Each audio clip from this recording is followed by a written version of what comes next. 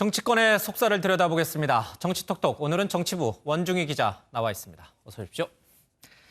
자, 이 마칼럼니스트 황교익 씨, 이재명 지사 측에서 경기관광공사 사장으로 내정을 했는데 이게 보훈 인사냐 아니냐 아주 시끄럽거든요.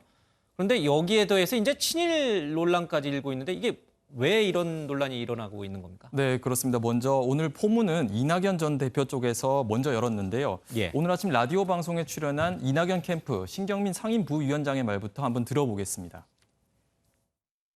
이분이 지금까지 해온 여러 가지 것을 보면은 일본 도쿄나 오사카 관광공사에 맞을 뿐이 아닌가라고 생각이 돼요. 일본 음식에 대해서 굉장히 높이 평가를 하고 한국 음식은 거기에 아류다, 피를 해온 거다라는 식의 멘트가 너무 많아서요. 사실 신경민 부위원장의 이 얘기는 이재명 지사를 겨냥한 것이긴 하지만 일단 당사자가 직접적으로 황교익 씨 아니겠습니까? 네, 뭐라고 그렇습니다. 그럽니까? 황 씨도 거칠게 반응했습니다. 곧바로 SNS에 글을 올려서 이낙연은 일본 총리에 잘 어울린다 이렇게 맞받았는데요. 예. 이낙연은 일본 통이며 일본 정치인과의 회합에서 일본 정치인의 제복인 연미복을 입고 있는 걸 봤다라는 게 그 이유입니다.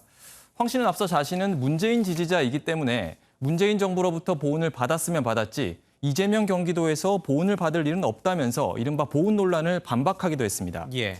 이재명 지사 측도 역대 경기관광공사 사장 출신을 분석한 표까지 제시하면서 황 씨가 이른바 관피아들보다는 낫다 이렇게 옹호했습니다. 예. 이유야를 막론하고 우리나라 대통령을 뽑는 선거에서 자꾸 이 친일 논란이 이런 거 이렇게 썩 유쾌하지는 않은 것 같습니다. 알겠습니다. 국민의힘 얘기를 좀 해보죠. 내일 예정됐던 경선 토론회가 무산이 됐어요.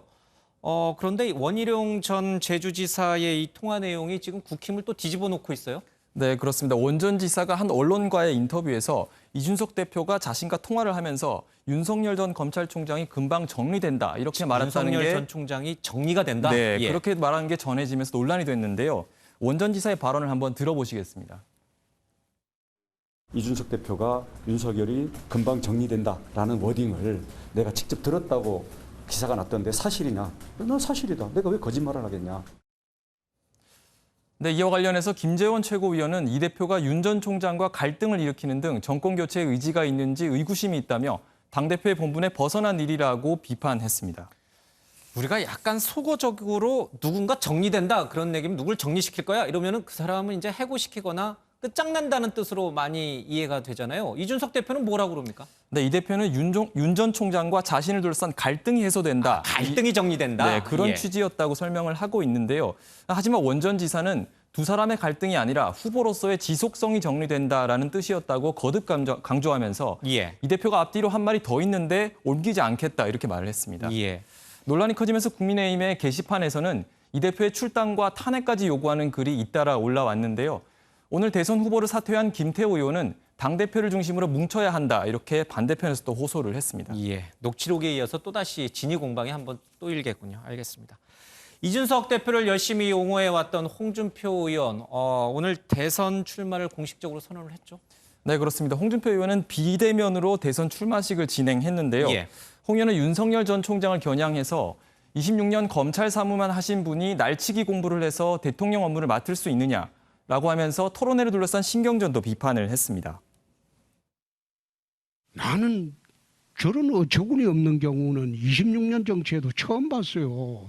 토론에 나오는 걸 겁을 내고 토론을 회피하고 토론을 안 하려고 하면서 무슨 대선 후보를 하겠다고 하는 것인지 내 참 이해하기가 어렵다. 네, 홍 의원은 지난 19대 대선 당시 자유한국당 후보로 나와서 24.03%의 지지율을 기록한 바 있는데 지난번 MBN 여론조사에서 16%의 지지율로 현재 2위를 달리고 있습니다. 예. 자, 윤석열 전 총장 얼마 전 이한열 열사 87년도 87 항쟁을 이끈 주역 가운데 하나인데 이한열 열사 조형물을 두고 이 부마 항쟁과 관련된 거냐? 그래서 좀 정치권에서 아주 시끄러웠던 논란이 된 적이 있습니다.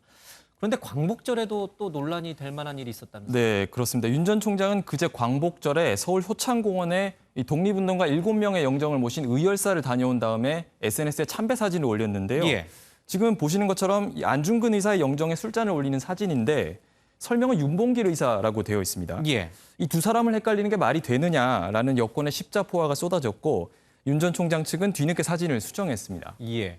딱 봐도 안중근 의사가 맞는데 이게 네. 박명록에 쓰기로는 윤봉길 의사로 썼다. 그러니까 지금 윤석열 총장이 두 사람을 헷갈렸다라는 네. 뜻으로 읽히는데 이게 정말 헷갈린 건가요? SNS의 실수로 이제 바꿔서 올린 건데요. 예. 윤 전 총장 측은 실무팀의 실수라고 해명을 했습니다.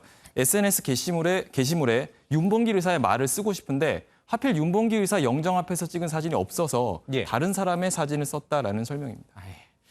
대선이 이제 경선이 코앞에 다가오다 보니까 각 진영이 아주 신경전이 굉장히 뜨거운 것 같습니다. 지금까지 정치부 원중희 기자와 함께했습니다. 고맙습니다.